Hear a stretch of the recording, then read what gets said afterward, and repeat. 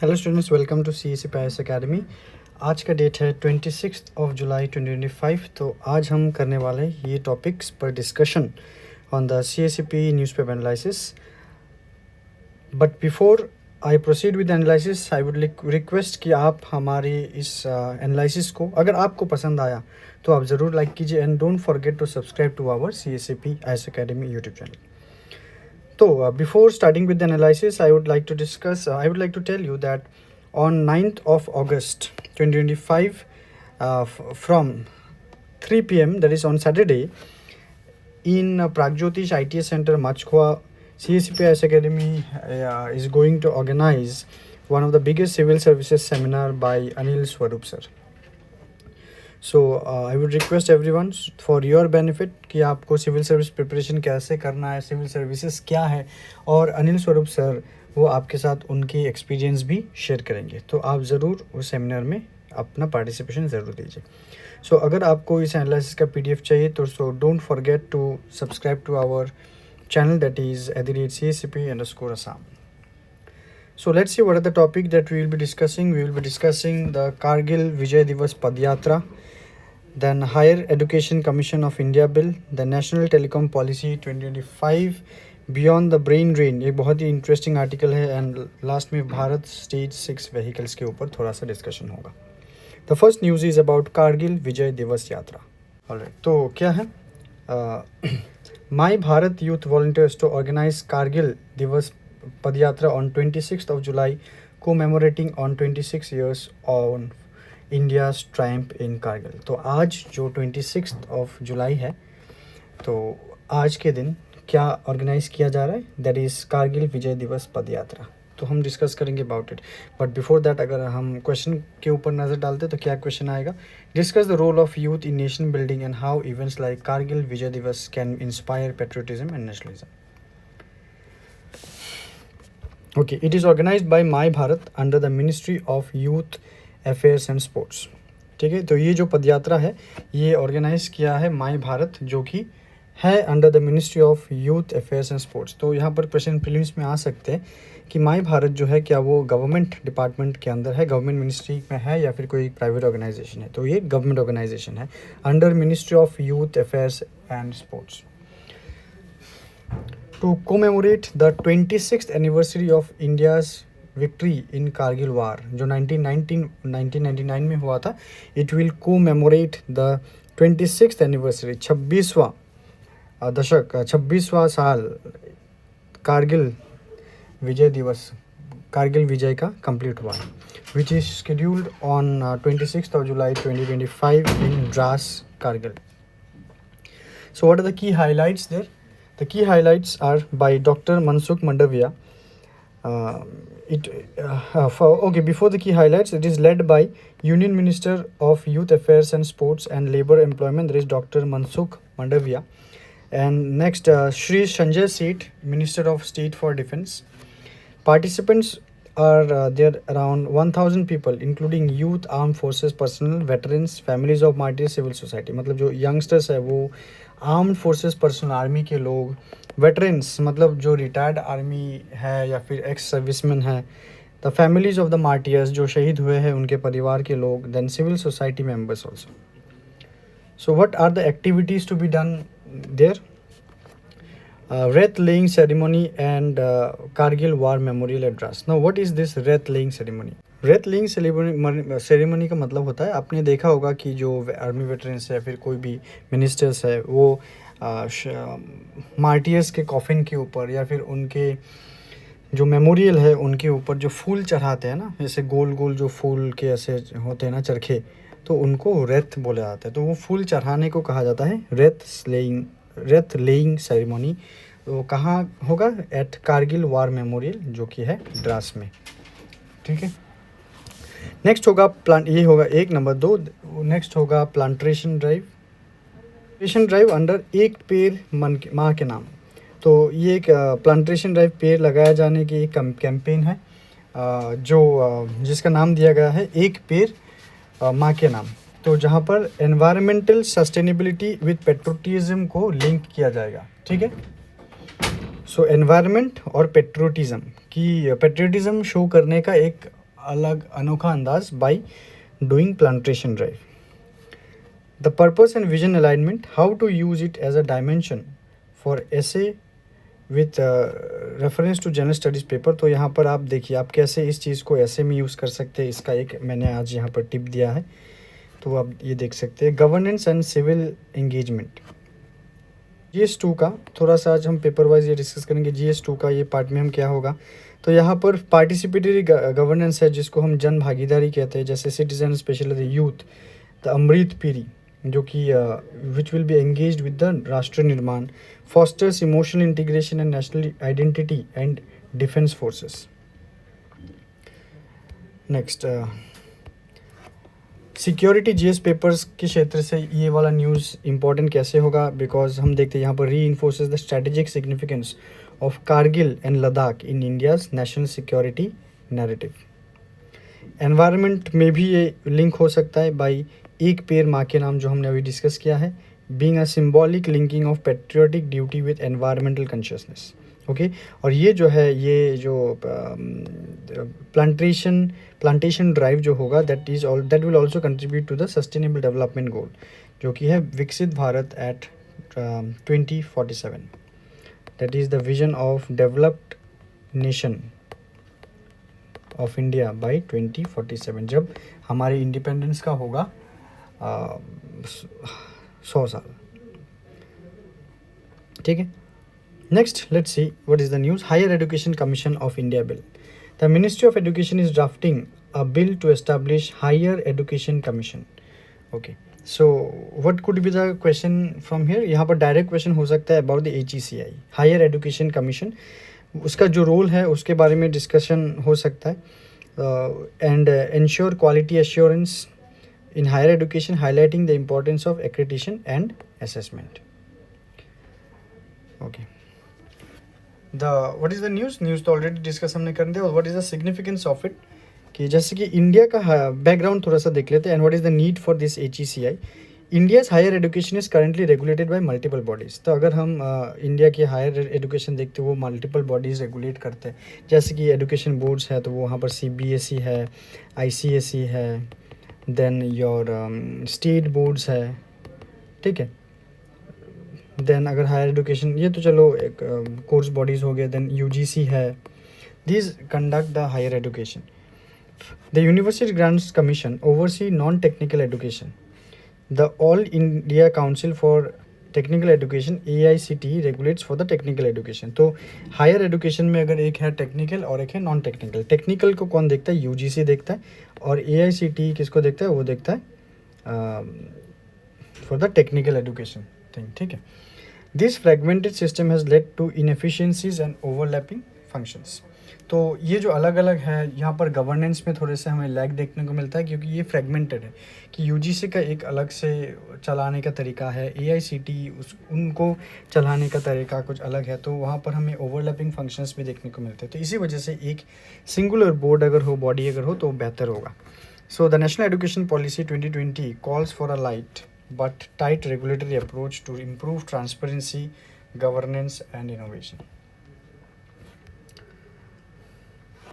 Ultimately आप ये कह सकते हो जो हायर एजुकेशन कमीशन होगा वो UGC को, AICTE को और NCTE को रिप्लेस करेगा. It will replace by one singular board. ठीक है. यहाँ पर CBSE ICSE वो स्टेट बोर्ड्स नहीं है, वो तो कंडक्टिंग बॉडीज़ है, वो हायर एजुकेशन के लिए स्कूल वगैरह का जो होता है वो है. पर हम यहाँ पर UGC specially AICTE and NCTE के बारे में बात करें जो कि रिप्लेस करने की चांसेस है. एंड रीज़न क्या है, because of the fragmented system, overlapping functions, उन सब के लिए. The next news is about national telecom policy. There is a draft national telecom policy 2025. So let's see what it is. यहाँ पर first of all we से कि the first point of this telecom policy, we can say it that the goals that the policy are setting, it covers 100% of the population by 4G and 90% of the population by 5G by 2030. ये है इसका target कि जो भी 4G users हैं उनको उनका 100% और जो भी 5G यूजर्स हैं उनके 90% by 2030, that is the target. Okay, तो ये जो टारगेट किया जाएगा for what, for setting up of, for the setting up of sitcom use case labs. ठीक है, सेटकॉम का मतलब क्या है? Sitcom is satellite communication, satellite communication. ठीक है, सो ये जो पॉलिसी है इसको ड्राफ्ट किसने किया है? The government of India through the department of telecommunications which has released this particular policy 2025 for public comment 7 years after 2018 national digital communication policy। ठीक है, ये 2018 के जो NDCP है उसके बाद ये अभी आया है जो 2025 है, पर अभी भी वो बिल डिस्कशंस में नहीं आया है या फिर पार्लियामेंट में नहीं आया। That is about your open for the public comment. The draft outlines a strategy vision to first one, transform India into telecom product nation। ठीक है, जैसे कि सेटकॉम, सैटेलाइट कम्युनिकेशन, ये भी एक टेलीकॉम प्रोडक्ट है, and which is becoming a part of the sector soon। So the department it is proposed for facilitating the transition of network visualization and software defined network। ठीक है, जिसको हम SDN भी कहते हैं, software defined network, which will prioritise the release of spectrum. तो यहाँ पर स्पेक्ट्रम क्या स्पेक्ट्रम है? जैसे कि 4G 5G, they are the spectrum. तो मतलब ये यहाँ पर इस स्पेक्ट्रम में क्या चलते हैं? यहाँ पर फ्रीक्वेंसी बैंड्स वो चलते हैं कि मान लीजिए कि ये अगर हम 4G स्पेक्ट्रम बोले तो ये एक ऐसा हाईवे है जहाँ से गाड़ी चलता है, आता है जाता है। सो दैट इज़, वो गाड़ी को हम यहाँ पर रिलेट करेंगे विद द नेटवर्क्स, कि हम अगर फ़ोन करें तो हमारा जो नेटवर्क जाएगा एक फ़ोन से दूसरे फ़ोन में वो है फ्रीक्वेंसी बैंड। तो वो जिस रास्ते में चलेंगे वो है स्पेक्ट्रम। तो अगर एक जनरेशन अप जाता है 4G से 5G, तो जो रास्ता है ना, वो रास्ता थोड़ा सा और भी चौड़ा हो जाएगा, तो so that the signals, the frequency will move very fast. ठीक है, तो वो है द थिंग, तो उस चीज़ को एनहेंस किया जाएगा और इंडिया एक टेलीकॉम प्रोडक्ट नेशन बनने में सक्षम ज़रूर होगा। स्पेशली इसमें सैटेलाइट कम्युनिकेशन को ज़्यादा फोकस दिया गया। Now it is also suggested for setting up sitcom use case labs, that I already told you, for the use of socio economic application, like by promoting or sharing of setcom network for affordable ubiquitous access, which may strengthen India's international engagement to secure orbital slots, and it will ensure the spectrum sustainability। ठीक है, शायद आपको थोड़ा सा ज़्यादा technical लगे, हाँ ये न्यूज़ थोड़ा सा टेक्निकल है। नाउ इसको अच्छे से समझिए कि भाई जितना भी जो मैंने बोला है अगर समझ में नहीं आया तो भूल जाइए। तो ये सब सिंपली समझिए कि it will focus on connectivity. ठीक है, जब ड्रॉप इन कनेक्शंस कम से कम हो। ठीक है, cyber security and indigenous manufacturing में फोकस किया जाएगा अभी इस पॉलिसी के under, and which will ensure the sustainability, environment को हार्म करे बिना, and it will also eventually generate employment. ठीक है, okay. The next is just कि यहाँ पर 5G कवरेज हमने यहाँ पर देखा 90% ऑफ द पॉपुलेशन बाय 2030 दिलवाना है, और 4G 100% को 4G कवरेज नेशन को दिलवाना है। फाइबर कनेक्टेड टावर्स, यहाँ पर फाइबर मतलब क्या है? The optical fibre increase from 46 to 80% to improve reliability and speed. ठीक है, तो जो फाइबर कनेक्टेड टावर्स है वो अभी तक 46% में है, उसको बाई 2030 क्या करना है? 80% तक लेके जाना है। Next is about the wifi hotspots, 1 million new hotspots to be established with the revised target from 10 million in 2018 to 1 million new hotspot to be established, which has been revised target from 10 million in 2018। तो telecom sector में भी employment या फिर skilling अगर हम देखते हैं, job creation create 10 lakh new jobs in the telecom sector upskilling, reskill another 10 lakh existing workers, कि पहले नए 10 लाख जॉब क्रिएट किया जाएगा इस टेलीकॉम सेक्टर में, और बाकी जो ऑलरेडी इस सेक्टर में काम कर रहे हैं 10 लाख और 10 लाखों को रिस्किल मतलब स्किल अपग्रेडेशन करवाया जाएगा, स्किल अपग्रेड, ठीक है. So that is the purpose of the national telecom policy.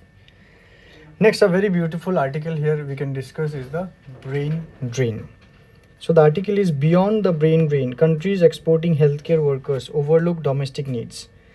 देखिए यहाँ पर इस लाइन में आपको पूरा का पूरा आर्टिकल समझ में आ जाएगा कि countries exporting health care workers overlook domestic needs.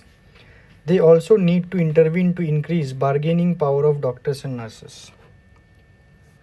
तो जो कंट्रीज जैसे India is one of the country which export health care workers which overlook the domestic needs. अगर हम इंडिया में ही अपने रिक्वायरमेंट्स अगर देखें तो वहाँ पर इंडिया में ही लैक है डॉक्टरों का, नर्सिंग का, पर वो डॉक्टर्स बाहर जाके अपने सर्विस दे रहे हैं. They also need to intervene to increase bargaining power of doctors and nurses. मतलब इंडिया में जो है गवर्नमेंट है उनको अपना बार्गेनिंग पावर इंक्रीज करना होगा to retain the doctors and nurses. So बहुत ही बेहतरीन क्वेश्चन यहाँ पर होगा. Examine the impact of brain drain और health care system including the effects of health care delivery quality accessibility. देखिए यहाँ पर एक प्रोजेक्शन है, global shortfall of 18 million health workers by 2030. 2030 में आते आते पूरे वर्ल्ड में 18 मिलियन हेल्थ वर्कर्स का शॉर्टेज होगा. So the by 2030 there will be more requirement of 18 million health worker including doctor, nurses, paramedics etcetera. And most of the countries in the world they lack adequate numbers of doctors and nurses. The global worker migration is predominantly south to north, global south to global north. तो global south से global north में ज़्यादा doctors flow होते हैं, जैसे to Europe, to America, ठीक है, south से नॉर्थ तक. इंडिया भी कहाँ है, इंडिया भी साउथ में आएगा ना. सो इंडिया भी साउथ एशिया में आता है. सो साउथ से, अगर ग्लोब के साउथ नहीं, फिर भी इंडिया से भी बहुत ज़्यादा डॉक्टर्स यूके, यूएस वहाँ पर जाके वो अपने सर्विस दे रहे हैं. सो द सोर्स कंट्रीज, अगर they supply constraints, countries like Sri Lanka face out migration and internal shortages. Sri Lanka जैसे कंट्री से आउट माइग्रेशन, डॉक्टर्स बाहर निकल रहे हैं और बाहर जाके काम कर रहे हैं, तो श्रीलंका में शॉर्टेज है. Next, about 10 to 12% of foreign trained health professionals in OECD countries come from countries with local shortages. ठीक है, तो OECD कंट्रीज से जो फॉरेन ट्रेन हेल्थ प्रोफेशनल्स है 10 से 12% they come from countries with local shortages. यहाँ पर जो काम कर रहे हैं ना वो जहाँ से आए हैं वहाँ और भी ऑलरेडी शॉर्टेज है. डेस्टिनेशन कंट्रीज कौन से है, मतलब डेस्टिनेशन कंट्रीज मतलब जो डॉक्टर्स है आउट माइग्रेशन करके वो जहाँ पर काम कर रहे हैं तो वो है डेस्टिनेशन कंट्रीज. जैसे 25 से 32% तक डॉक्टर वो जाते हैं ऑस्ट्रेलिया में, कनाडा में, यूके में, यूएस में. And are graduated from South Asia and Africa. ठीक है, साउथ एशिया मतलब यहाँ पर इंडिया भी आएगा. ठीक है, this high income countries rely heavily on migrant health workers. तो ये तो हाई इनकम कंट्रीज है ना ये सब, तो ये उनका जो पूरा का पूरा हेल्थ केयर सेक्टर है वो ज़्यादा रिलाई करता है किसके ऊपर, वो रिलाई करता है साउथ एशियन कंट्रीज़ के ऊपर सबसे ज़्यादा, फिर अफ्रीका. ओके तो अभी व्हाट आर द ड्राइवर्स, तो रीज़न क्या है जो ये ब्रेन ड्रेन हो रहा है, तो डॉक्टर्स जो बाहर जा रहे हैं ये किस कारणवश जा रहे हैं. The first is the push factor. Push factor का मतलब होता है कि जो अपने देश को छोड़ के जो बाहर जा रहे हैं किस कारण वो छोड़ रहे हैं, क्या कोई ऐसे इंटरनल रीजंस है जिसके वजह से आपको वहाँ काम नहीं करना है, वो होगा पुश फैक्टर्स. तो फ्रॉम सोर्स कंट्रीज, जैसे कि इकोनॉमिक कारण वो पुश फैक्टर में आएगा. जैसे कि लो वेजेस, डॉक्टर्स को कम पैसा मिलता है, limited career growth, the doctor could not flourish in that very particular country. Next is about the political instability and conflict in the countries. जो कंट्री पॉलिटिकली अनस्टेबल होगा और कन्फ्लिक्ट लेड कंट्री एक होगा तो वहाँ पर हमें ये आउट माइग्रेशन देखने को मिलेगा. और उसके साथ अभी पुल फैक्टर्स भी है कि डेस्टिनेशन कंट्रीज, जिस कंट्रीज़ में आप जा रहे हो वहाँ क्या ऐसा बेटर अपॉर्चुनिटीज़ है कि आप वहाँ जाओगे. तो जैसे कि हेल्थ केयर क्राइसिस, तो वहाँ पर ऑलरेडी हेल्थ केयर क्राइसिस है, वहाँ पर लोग चाहिए, तो अपॉर्चुनिटी है। इंटरनेशनल रिक्रूटमेंट ड्राइव बहुत ज़्यादा हो रहा है, इसके वजह से भी होता है। बाहर के कंट्रीज़ इंडिया में आके वो रिक्रूटमेंट ड्राइव कंडक्ट करते हैं, रिक्रूटमेंट फेयर कंडक्ट करते हैं, तो वो लेके जाते हैं बाहर। And also by the trade agreements, तो जो ट्रेड एग्रीमेंट्स है that has been facilitated by the countries of the movement of labour, movement of people. तो वे फॉरवर्ड हमें क्या देखने को मिलेगा यहाँ पर?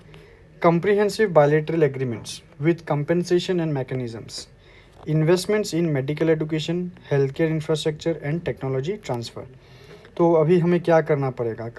जो अगर इंडिया की बात है तो वहाँ पर मेडिकल एजुकेशंस में इन्वेस्टमेंट करो, खर्चा कम करवाओ, सीट बढ़ाओ, हेल्थ केयर इंफ्रास्ट्रक्चर को बेटर करो, but not making very much costly, and also by doing technology transfer, बाहर के कंट्री से टेक्नोलॉजी इंडिया में एडॉप्ट किया जाए। Okay, and by the WHO code को अडॉप्ट करो to guide ethical recruitment. Next is Bharat stage 6 vehicles. तो Bharat stage 6 क्या है? It is about the engine, ठीक है, जो कि कहता है वो कम पॉल्यूशन करता है। Supreme Court to decide on the fate of Bharat stage 6 vehicles in NCR next week. कि दिल्ली NCR में इस भारत स्टेज 6 जो चलता है इंजन है, उसका क्या फ्यूचर होगा? क्या उसको भी बैन कर दिया जाएगा, स्क्रैप कर दिया जाएगा, और उसके बाद नया इंजन को मैंडेटरी कर दिया जाएगा? तो उसके बारे में सोचना है। तो National Green Tribunal had in 2015 order that diesel vehicles older than 10 years and petrol vehicles older than 15 years should not be allowed to run in the NCR। तो BS6 vehicles after the expiry life, जब वो expire हो जाएंगे after 15 years petrol vehicles के, उसके बाद उनका क्या करना है? क्या उनको चालू रखा जाएगा, या फिर फिटनेस चेक करके चलने दिया जाएगा, या फिर इरेस्पेक्टिव ऑफ फिटनेस उसको स्क्रैप कर दिया जाएगा under vehicle scrappage policy?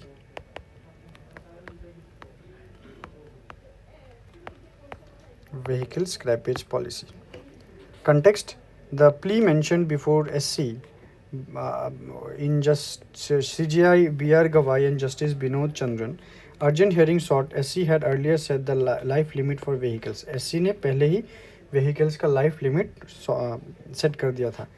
Background, NGT order 2015 ban on diesel vehicles that is more than 10 years and petrol vehicles, ये तो मैंने ऑलरेडी आपको बोला है। SC upheld the ban in 2018। तो करंट डेवलपमेंट क्या है? नेक्स्ट वीक इस प्ली को एग्जामिन किया जाएगा for possible modification of BS6 compliant vehicles. तो what is this about BS6? Bharat stage emission standards are laid down by the government to regulate the output of air pollutants from internal combustion engine and spark ignition engine equipment including motor vehicles। Alright students, so we have come to an end। तो again I am saying you, अगर आपको या फिर आपके कोई भी दोस्त या फिर रिलेटिव को CSCP-IAS अकेडमी के साथ GS फाउंडेशन बैच करना है तो आप हमें इस नंबर पे कॉल कर सकते हैं। So thank you so much, but don't forget to like the video and do subscribe to CSCP-IAS academy YouTube channel. Thank you so much, take care.